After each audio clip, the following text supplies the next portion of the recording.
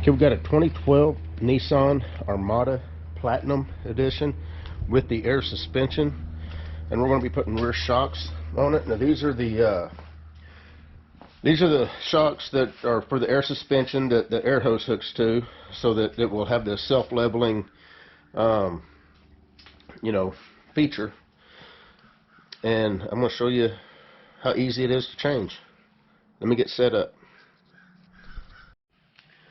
Okay, the way I like to do these, I just do single wheel at a time. I put the jack under one wheel, lift the tire off the ground just enough to where it's not touching. And now I'm going to take the wheel off. And I'm not going to show that. You guys know how to take a wheel off. Okay, and just to clarify why I like to jack up under the control arm and do these individually. So right now the computer, the sensor for the air leveling system, still thinks that the car's on the ground. So it's not going to try to start pumping air in or out of the shock. If you jack it up by the differential and you lift both tires off the ground and the suspension relaxes all the way down, then it's going to try to release all the air.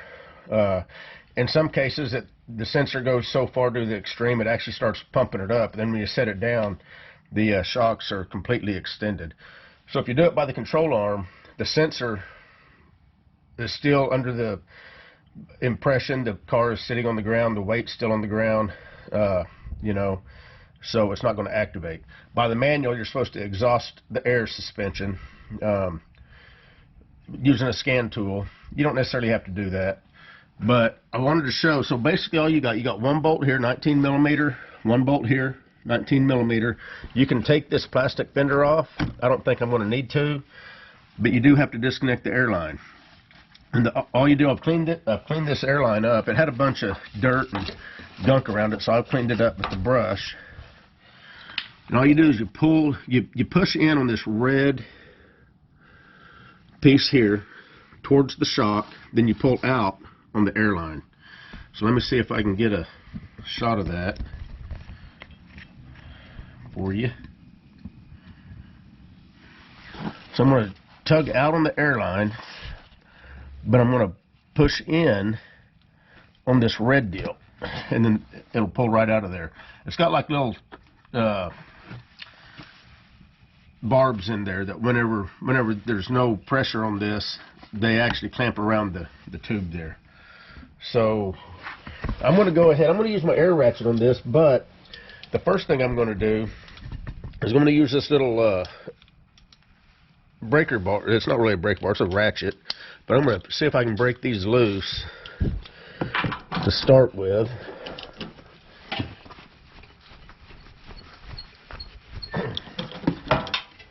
Well, I don't trust this that much to put that much force on it, so I'm going to get me a 1/2 inch. Like I said, those are 19 millimeter.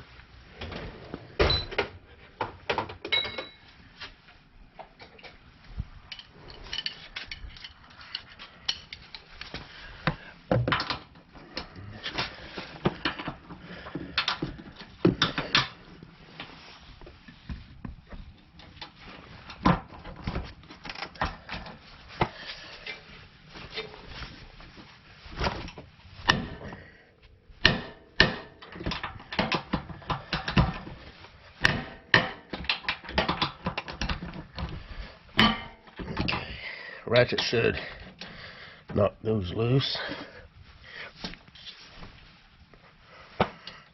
And I'm going to use my impact on that bottom one.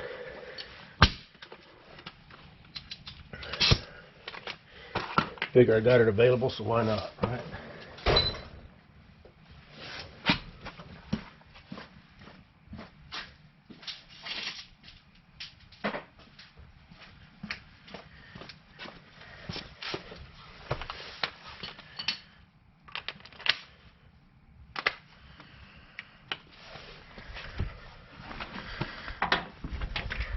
Well, let me give you, you can't even see what I'm doing, can you? There's the bottom one.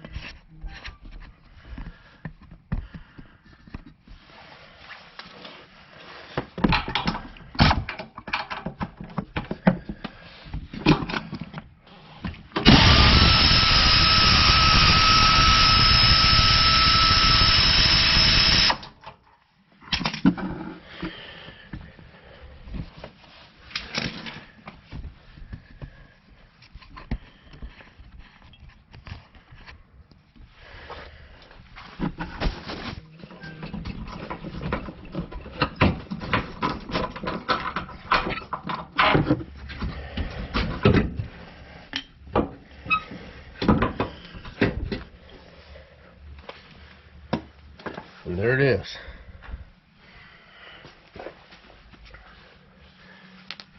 The bolts are the same, by the way, so you don't have to worry about getting them mixed up. Now the problem with this is that whenever they'd be riding down the road, the rear end would just bounce up and down. The shocks are totally junk. Just not any shock absorber action there. And here's the new one.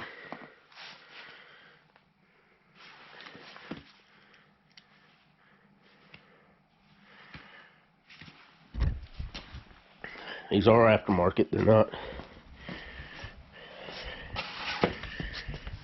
factory.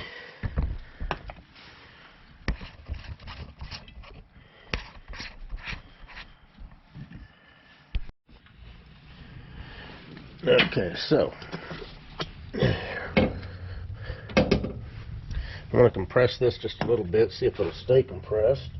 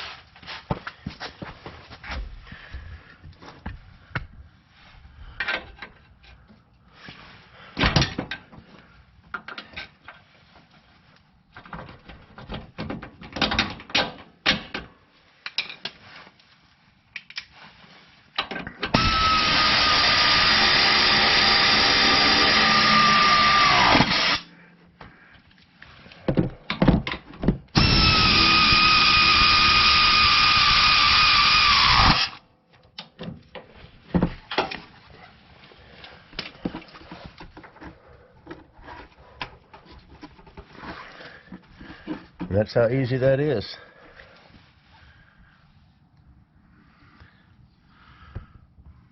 "5 minutes, you can have it changed. I'm going to go ahead and put the breaker bar on these and give them one quick little snug.